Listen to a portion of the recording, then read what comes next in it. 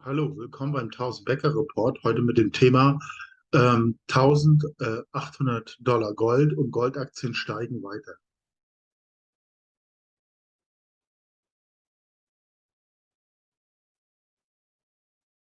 Disclaimer.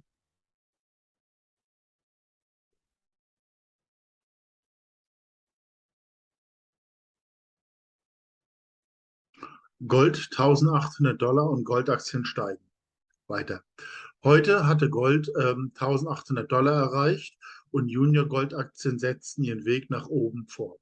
Es ist gut möglich, dass Goldaktien diesen Trend weiter fortsetzen. Das könnte dazu führen, dass der GDXJ sein Zwischenhoch von 2012 wieder erreicht, 100 $. Danach ist eine Korrektur wahrscheinlich. Ja, wir hatten vor circa 2 Wochen ein Video gedreht, dass Gold 1800 $ möglicherweise schnell erreicht wird. Genauso ist es eingetreten. Ist natürlich auch immer ein Quäntchen Glück dabei und so, aber wenn man sich, sage ich mal, an wirklich gute Chartisten erhält und von daher kamen eigentlich die Infos, dann geht das schon ungefähr in die richtige Richtung. Ähm, ja, hier nochmal zum GDXJ. Ähm, Sie sehen hier den Trendkanal nach oben und das hatte ich ja gestern zum GDX gesagt. Es ist sehr wahrscheinlich, dass dieser Trendkanal jetzt hier durchbrochen wird und dass es einen übermäßigen Anstieg des GDXJ geben wird und natürlich damit einen enormen Anstieg bei Goldaktien ermöglichen wird. Und das könnte dann, sage ich mal, zu diesem Hoch, das wir eben 2012 haben. 2012 ist insofern wichtig. Das war, sage ich mal, so ein letztes Hoch, wo die Leute gedacht haben, es geht wieder nach oben und dann setzte diese unglaublich nervenaufreibende und lange vernichtende Bärenmarkt ein. Das könnte bedeuten, dass wir ungefähr in dieselbe Richtung, in dieselbe Höhe gehen. Ich glaube natürlich nicht, dass es dann wieder so einen ungeheuren Bärenmarkt geben, aber zumindest eine Korrektur, die Goldaktien beschädigen können. Also darauf müssen Sie achten.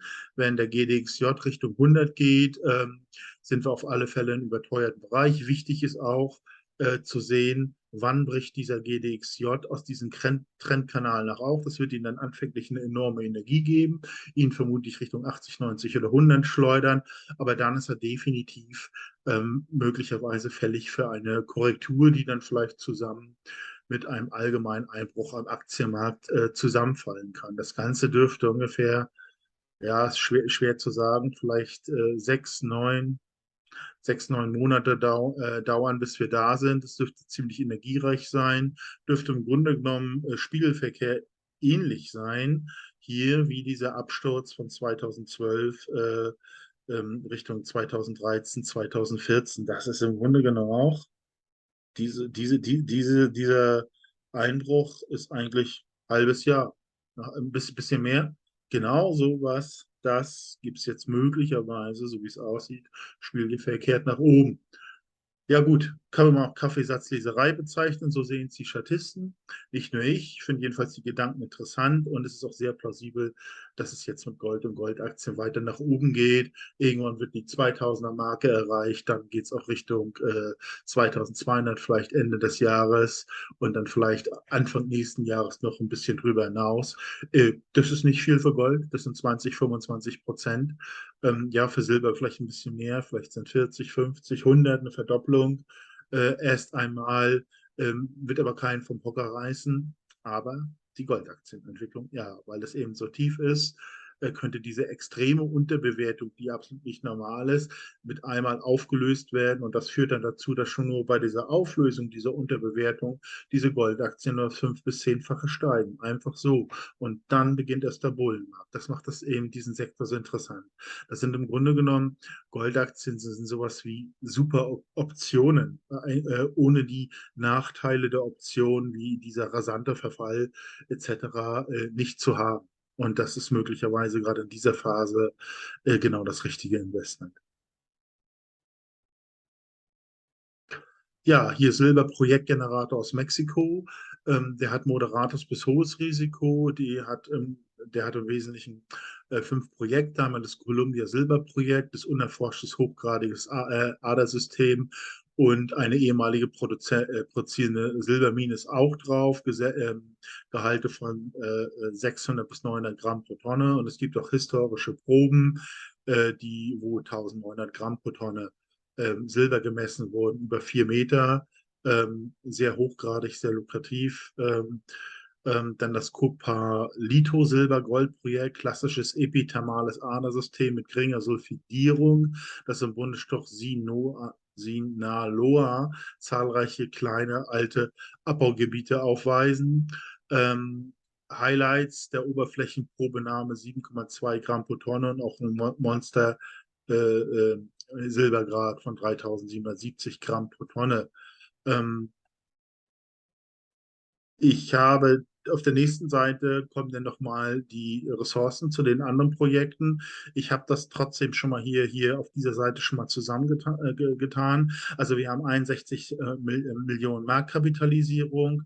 Insgesamt sind 160 Millionen uns zu verhandeln. Es ist Mediumgrad, eben bis Hochgrade. Diese Projekte, die haben noch keine Ressourcen. Das sind nur die gemessenen. Also die sind nicht drin. Es sind nur von den anderen Projekten, die Sie gleich sehen.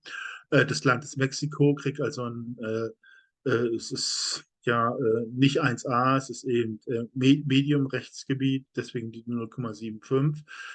Ja, und wenn man dann eben die Marktkapitalisierung mit Anzahl der Unzen, das Länderrisiko etc. zusammen mischt, würde das rein theoretisch vom Potenzialfaktor beim, wenn wir Gold 2500 oder Silber bei 50 haben, könnte diese Aktie um das 73-fache steigen. Wie gesagt, ist nur so ein Vergleichsfaktor, um die Aktien im Grunde genommen einfach vergleichen zu können. Realistischer ist, dass diese Aktie hier ihren Höhenflug wieder fortsetzt, das alte Hoch hier 0,5 schnell wieder erreicht und diesmal eben darüber hinausgeht, dass es Richtung 1 $ geht. Und wenn dann der Goldpreis auf 2300, 2500 zeigt, dann ist eben auch alles möglich. Auch 2, 3, 4, 5, vielleicht im allerbesten Fall am Höhepunkt der Goldaktienhause auch 10. Aber das weiß man nicht im Vorfeld. Jedenfalls, man muss mehrere Aktien von diesem Typus haben. Die ein oder andere entwickelt sich dann in die Richtung, aber sage ich mal, im generellen Bullenmarkt sollte es zumindest keine großen negativen Überraschungen nach unten gehen. Und das ist das Attraktive in dieser Situation. Goldaktien sind ein sehr schweres Investment, weil wir haben einfach nicht die Insider-Information, wo die nächsten Goldentdeckungen gemacht werden, etc. Man kann es nur mutmaßen, man kann viele Berichte lesen, Ressourcenschätzung und so weiter und sich denen so ein bisschen annähern. Aber wenn wir im Bullenmarkt ist, können wir mit dieser Strategie erfolgreich sein. Wenn wir das nicht sind, braucht man schon Spezialinformationen. Und auch da liegen eigentlich 90% der Analysten falsch. Also, um hier erfolgreich zu sein, diese Aktien mit hohem Potenzial im Grunde genommen kaufen, wenn sie wie aktuell zerstört sind und in einer Mania, wenn sie jeder haben will, eben verkaufen und hoffen, dass sie sich möglichst hoch entwickeln. Ja, das ist die Strategie zu diesen Goldaktien und Silberaktien, Penny Stocks. Jetzt nochmal zu den anderen Projekten, wie ich auf diese 160 Millionen Unzen gekommen bin.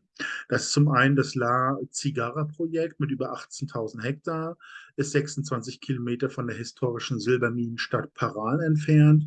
Mineralienschätzung 51 Millionen Silber in gemessenen und angezeigten Kategorie mit einem Gehalt von 86 Gramm pro Tonne Silber und 11 Millionen Unzen Silber in abgeleiteten Kategorie, auch mit 80 Gramm pro Tonne Silber. Dann haben Sie noch das Promontorio Silberressource, potenziell offen abbaubare Ressourcenschätzung von 84 Millionen Unzen Silberäquivalent in der gemessenen und angezeigten Kategorie, haben ein Gehalt von 58,73 Silberäquivalent und 21,7 Millionen Silberäquivalent in der abgeleiteten Kategorie, ein Gehalt von 64.364 Gramm pro Tonne. Dann haben die noch das La Negro Silberprojekt. Ja, das haben sie nur 2014 Entdeckung gemacht.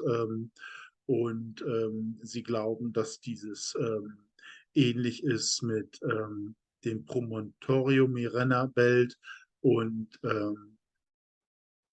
das ist eben diese Promontorio Silbermine, die nur 7 Kilometer von La Negro entfernt wird, wo 107 Gramm pro Tonne Silber vergleichbar ist, also dass da auch hier die Silber kommt. Sie sehen, es kann also diese beiden Projekte mit den hochgradigen da sind noch keine Ressourcenmengen mit bei, die können natürlich auch noch voll reinschlagen, deswegen könnte der Potenzialfaktor höher gehen, beziehungsweise macht das Gesamtpotenzial dieser Aktie in einem wirklichen Bullenmarkt ebenso attraktiv. Also da sind noch viele Variablen, die noch hinzugefügt werden können. Und ja, Sie wissen, es ist, wenn die Goldaktien und Silberaktien hochgehen, dann werden mit einmal viele Meldungen von den Firmen kommen, dass wir da große Gold- und Silberentdeckung haben, da tolle Bohrungen und so weiter, allein auch um maximal diesen Aktienkurs hervorzubereiten. Das hat momentan noch keine Wirkung, es interessiert im Prinzip noch keinen, wenn gute Bohrungen gemacht werden, aber dann in einem Buhnmarkt absolut. Genau, weil die Leute ihr Geld sichern wollen. Sie wollen Gold und Silber, erkennen dann aber gleichzeitig, dass die ganz großen Gewinne eben gerade im Gold- und Silber-Penny-Aktien-Bereich gemacht werden in dieser speziellen Situation. Und dann dürfte alles in diesen Markt drängen und hoffentlich die Preise nach oben treiben, sodass wir ähm, diese ganzen Aktien dann jemand anderen verkaufen können. Das ist das ganze Prinzip. Also diese ganzen Gold- und Silberaktien sind kein langfristiges Investment. Also es ist wie so ein Streichholz im Dunkeln. Man zündet den einmal an, erhält den ganzen Raum, hat alle Aufmerksamkeit, aber sobald das Streichholz ausgegangen ist, ist wieder Nacht, beziehungsweise ist das Investment unattraktiv und das Ganze ist vergessen. Also es wird ein kurzfristiges Intermezzo sein, vermutlich dieser ganze Goldaktien. Bullenmarkt läuft jetzt 6 bis 9 Monate und dann drohen ja selbstverständlich auch andere Unwägbarkeit. Die Regierung haben immer weniger die Lage im Griff, die Inflation steigt, man braucht mehr Steuern und so und dann könnte natürlich auch Minenverstaatlichung etc. Ein Thema werden. Jedenfalls, das dürfte am Ende dann diese hoffentlich die Gold- und Silberminenmania denn beenden oder zumindest stark beeinträchtigen. Aber da sind wir noch nicht. Im Augenblick freuen sich diese ganzen Länder generell über Arbeitsplätze und Steuereinnahmen. Ja, ich habe solche Super-Gold-Watch-Stocklist zusammengefasst mit Minen mit hohem Potenzial. Ähm, in den 70er Jahren gab es so einen absolut irrsinnigen Goldaktienbullenmarkt. Da sind viele Aktien von 15 oder 20 Cent auf 10, 20, 30, 40 Dollar gestiegen. In einigen Fällen konnte man also aus 1000, 100.000, 200.000, Viertelmillionen machen, Investmentkapital. Klar, ob man die so genau trifft, ist eben fraglich. Deswegen sage ich ja, muss es verteilen. Aber vielleicht ist eine dabei von 10 oder 20 und andere so Medium und so, dass man Minderperformer mehr als ausgleichen kann und voll an diesem kommenden Goldaktienbullenmarkt partizipieren kann. Was kann man noch tun? Man kann Penny Stocks mit großen Ressourcen kaufen, also Aktien, die Superlativen haben, die unterbewertet sind, wo dann auch die Großinvestoren oder das Big Money dann auf solche Aktien setzt, oh, die haben Superlative, kaufen, kaufen, kaufen und die kaufen dann die Kurse hoch, die dann hoffentlich völlig übertreiben, sodass wir das dann verkaufen können. Ja, nochmal zum Report. Wir versuchen solche Aktien zu identifizieren, sortieren sie dann nach moderaten, hohen und sehr hohen Risiko, berechnen sobald möglich einen sogenannten Potentialfaktor. Das heißt, um wie viel kann diese Aktie steigen, wenn Gold auf 2500, also Silber über 50 Dollar steigt.